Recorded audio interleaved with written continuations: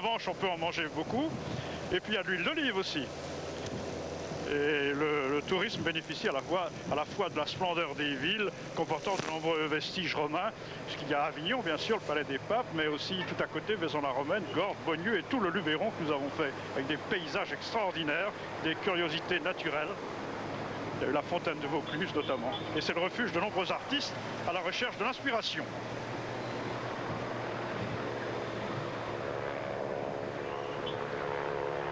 Alors on a parlé du Vaucluse avec Jean-Paul.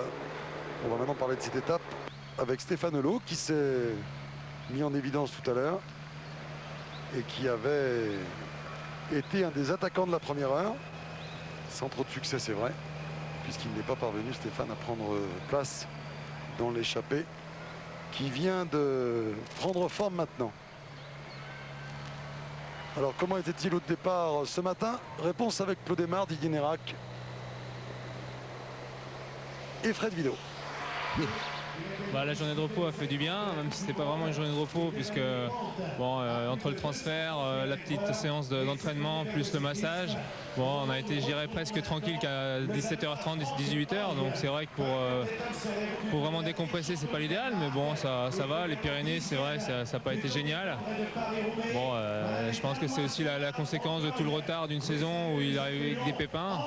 Maintenant, j'ai pas d'excuses non plus. J'étais pas bien, il faisait froid. J'aime pas les Pyrénées. Donc j'espère que maintenant ça va aller mieux. Maintenant j'en sais malheureusement pas plus et on verra la sensation. Je me sens pas fatigué, je me sens pas spécialement mal, donc restons optimistes. Alors, au niveau du mental, vous avez envie de gommer cette journée des Pyrénées. Ça veut dire réussir de bonnes journées alpestres et ça commence dès aujourd'hui avec le Ventoux. Je dois surtout la gommer pour régler des comptes. Maintenant j'espère marcher pour pouvoir enfin prendre une certaine revanche. Le Ventoux, vous le connaissez bien? Eh ben, le Ventoux, il le connaît bien, mais on n'en saura pas plus pour l'instant.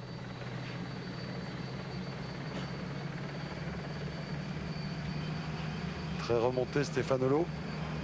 Les problèmes récents dans le cyclisme ont laissé quelques traces. Alors que le peloton accuse désormais un retard de 4 minutes 03.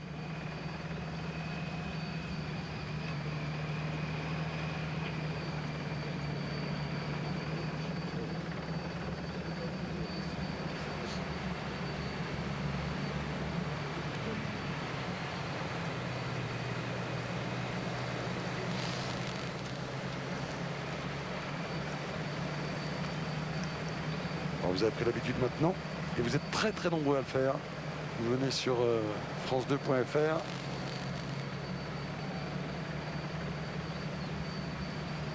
Pour tout connaître sur le Tour, ses coulisses, ses commentaires, ses analyses. 4 minutes 20, annonce l'Ardoisier. Voilà qui va donner du baume au cœur à ce groupe qui semble s'organiser un peu.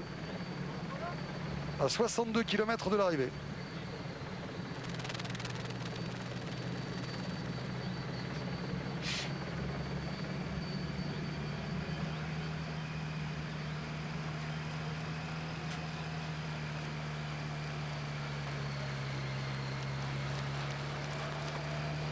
Nicolas Jalabert, toujours dans les roues. Toujours en dessous des autres, selon ce que nous a dit son directeur sportif tout à l'heure. Bon, il semble...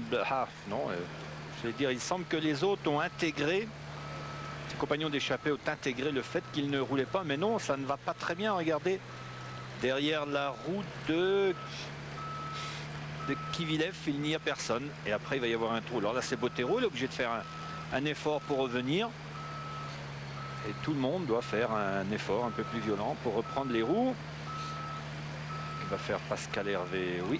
Il va s'y remettre tout de suite, voilà. Il regarde, il en manque un, mais ça fait rien, il va passer.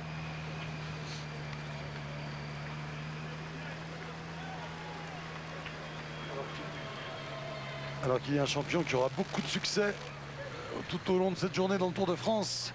Champion cycliste, bien sûr, seront très applaudis, mais il y en a un autre qui nous a rejoint aujourd'hui. C'est Laurent Blanc, champion du monde et champion d'Europe de football. Laurent Blanc qui suit cette étape aujourd'hui. Et on en profite pour confirmer notre invitation à Bicente Lizarazu à l'antenne. C'est vrai que les joueurs de foot aiment beaucoup le cyclisme et ils sont les bienvenus sur le Tour de France.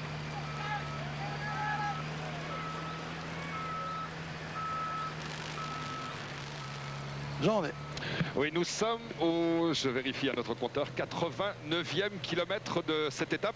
Et je suis, alors que l'avance de l'échappée est supérieure à 4 minutes, je suis aux côtés d'Alain Deleuil, le directeur sportif adjoint de l'équipe Cofidis. Alors, Alain Deleuil, tout d'abord, première question. Qu'a réellement Frank Vandenbroucke? Comment va-t-il? Bah écoutez, là, Franck, il est rentré chez lui et nous n'avons pas de nouvelles. Je n'ai pas de nouvelles récentes de Franck. C'était une tendinite aux dernières nouvelles, donc, mais il devait passer des examens plus approfondis pour déceler vraiment la cause du mal. Mais là, encore ce matin, je n'avais pas de nouvelles. Alors, ensuite, la situation de Nico Matane. Il est dans cette échappée de 9 coureurs, 4 minutes 20 secondes d'avance. Nico Matane qui, avec David Millar, se révèle être pour l'instant, compte tenu notamment de l'abandon de Frank Vandenbroucke, le meilleur coureur de votre équipe Cofidis. Bah oui, tout à fait. Nico marche très fort sur ce Tour de France. Il est régulièrement dans les échappées. Et puis là, aujourd'hui, il a encore démontré qu'il avait il avait très bien récupéré cette première partie du Tour de France parce qu'il est de nouveau dans l'échappée. Bon, les autres ont été retardés un peu par la chute qui est survenue tout à l'heure où il y avait David Millar, David Moncoutier et Roland Meyer qui étaient impliqués dans cette chute. Donc, et Nico, bon, bah, il était plus devant et il a profité un petit peu de ça pour se glisser dans la bonne échappée actuellement, quoi. Alors ce qui est étonnant, Alain Deleuil, il y a parfois dans la trajectoire des coureurs des situations qui sont vraiment imprévues à l'origine. Parce que Nico Matane était là pour aider Frank Vandenbroucke. Franck est parti et c'est lui qui pour l'instant est de votre équipe le mieux classé. Bah oui, bien sûr. Oui, Nico, c'est toujours le lieu. Il se révèle un peu, Nicolas Matane. Il ne pensait pas être à ce niveau-là dans un Tour de France. Bah non, tout à fait. Bah là, il est très fort. Là, je suis monté à sa hauteur tout à l'heure et il me dit je suis très très bien. Mais bon, quand il est comme ça, il faut toujours le freiner un peu parce qu'il a toujours tendance à rajouter un peu.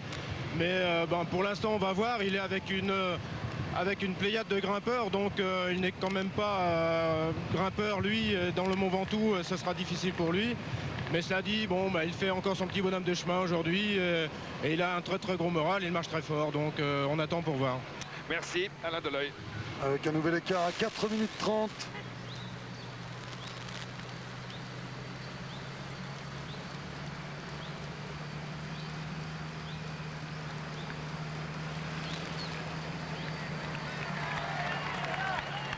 Prochaine difficulté au programme, le col de Notre-Dame des Abeilles.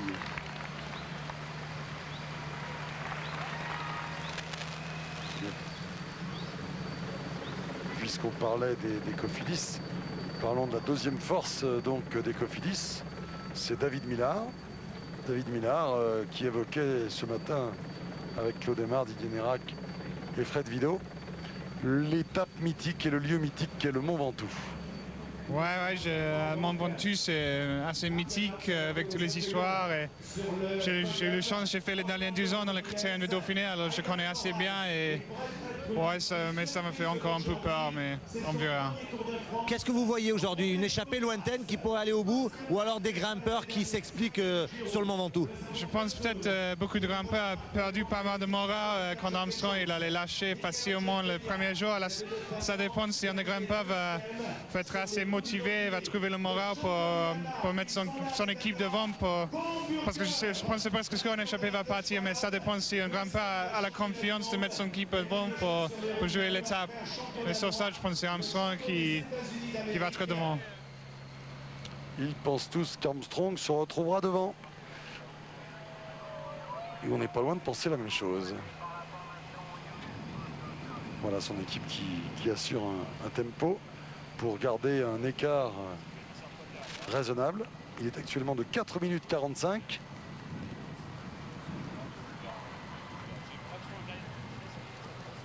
Jean René.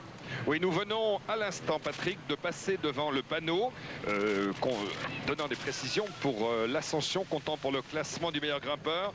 Panneau qui indiquait le sommet du col de Notre-Dame des Abeilles, quel joli nom, classé en 2e catégorie. Sommet donc à 8